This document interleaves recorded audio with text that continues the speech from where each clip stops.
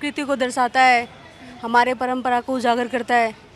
आने वाले यूथ के लिए बहुत ज़रूरी है। जो सो कॉल्ड लोग आजकल बोलते रहते हैं दिस डैड, अपने शहर में भी रह के, चाहे वो पान वाला मिल जाए, चाहे वो ठेले वाले मिल जाए, वहाँ पे दिखाएंगे इंग्लिश झाड़ेंगे, तो वो चीज़ नहीं होना चाहिए। थोड़े पढ़ लेते हैं इंग्लिश में टूट करने लगते, तो अच्छा है कि जितनी हिंदी को बढ़ावा देंगे उतना ही अच्छा है। तो इस चीज़ को ज़्यादा उजागर करो। मैं तो कहती हूँ विदेशों में जाके विदेशियों को इंग्लिश हिंदी समझाओ। अच्छा, इंग्लिश बोलने का ज़रूरी क्या है? हम दूसरों के लिए इंग्लिश सीखते हैं तो कोई हमारे लिए भी हिंदी सीखे ना फिर।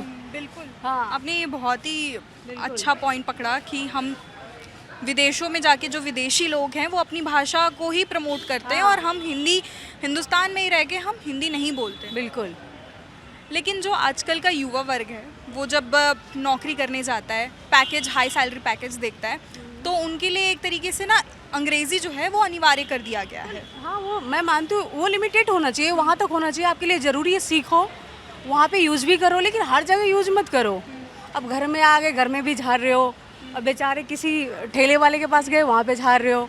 हाँ, अदर इंसान अब सामने गए, आपको पता है वो इंग्लिश में बात नहीं कर सकते, अदर इंसान जो हमारे अपोजिट खड़े हैं, फिर भी आप उससे इंग्लिश में बात करे जा रहे हो, वो इंसान समझ नहीं रहा। आपको लगता है कि हिंदी बोलने वालों के लिए भी जॉब्स हैं मार्केट में? हाँ है। आपको क्या लगता है सत्यम कि क्या हमारे लिए हिंदी आज भी उतनी ही ज़रूरी है? जी बिल्कुल, मुझे लगता है क्योंकि हिंदी हमारी मदर टंग है, तो हम जितने ज़्यादा उससे कम्युनिकेट करेंगे तो उतने ज़्यादा लोगों के बीच में फैल देता रहेगा, और उसको आगे की जनरेशन भी समझते रहेगी। क्योंकि अगर आप इंग्लिश पर कम्युनिकेट करने लगेंगे तो फिर इंग्लिश ही आपको, मतलब ऑफिशियल लैंग्वेज तो है इंग्लिश क्योंकि हर जगह यूज़ होता है, बट इंग्लिश, हिंदी हमारा जो मदर टंग है हमेशा चलते आ रहा है देवनागरी स्क्रिप्ट की, तो वो ज़रूरी है ताकि यंगस्टर्स और समझे उसको बारे में, जो न्यू जनरेशन्स हैं। जब आप अपने फ्रेंड्स ग्रुप में रहती हैं तो अगर किसी व्यक्ति विशेष को इंग्लिश आती है और हिंदी नहीं आती तो उस पर मतलब क्या रिएक्शन रहता है? क्या उसको भी अनुकूल समझा जाता है, अरे तेको अपनी हिंदी नहीं आती?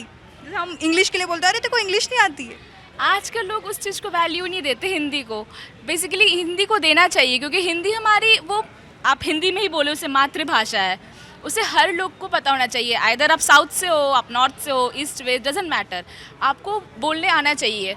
लोग पढ़ने को तो पढ़ते हैं हिंदी, लेकिन वो फिर बोल नहीं पाते हैं। ऐसा क्यों? ऐसा थोड़ा सा कॉन्सेप्ट बन गया है कि हम इंटरव्यू दें तो इंग्लिश में ही दें, हर जगह जाएँ तो इंग्लिश में जाए, उसमें हम कूल लगते हैं, डैशिंग लगते हैं। ऐसा कुछ नहीं है। हम हिंदी में बोले, लेकिन एकदम प्योर हिंदी बोले, सही हिंदी बोले, उसमें भी हमारी पर्सनैलिटी झलकती है। लेकिन आजकल का जो युवा वर्ग है वो of course high package salary चाहता है, उसके लिए जो अंग्रेज़ी है वो अनिवार्य कर दी गई है। तो आपको लगता है कि जो हिंदी बोलता है, सिर्फ अंग्रेज़ी या फिर दूसरी लैंग्वेज नहीं आती, उसके लिए भी जॉब अपॉर्चुनिटीज़ हैं मार्केट में? बिल्कुल है, बिल्कुल जॉब अपॉर्चुनिटी है, क्यों नहीं है? वो भी एजुकेटेड है, उन्हें भी आती है बोलनी। यहाँ तक कि बहुत लोग हिंदी बोलना भी नहीं जानते हैं, तो जो हिंदी प्रॉपर बोलते हैं वो ज़्यादा बेटर है मेरे अकॉर्डिंग, कि उन्हें हिंदी की भाषा को प्रोनाउंस करने आता है, अच्छे से बोलने आता है। बाकी लोग को तो इंग्लिश तो सब लोग आजकल सीख रहा है, कोचिंग ये वो हर चीज़ हो रही है, बट हमें हिंदी पे भी फोकस करनी चाहिए। जो प्रॉपर हिंदी बोलते हैं ना, मेरे अकॉर्डिंग वही ज़्यादा बेस्ट है, एजुकेटेड है,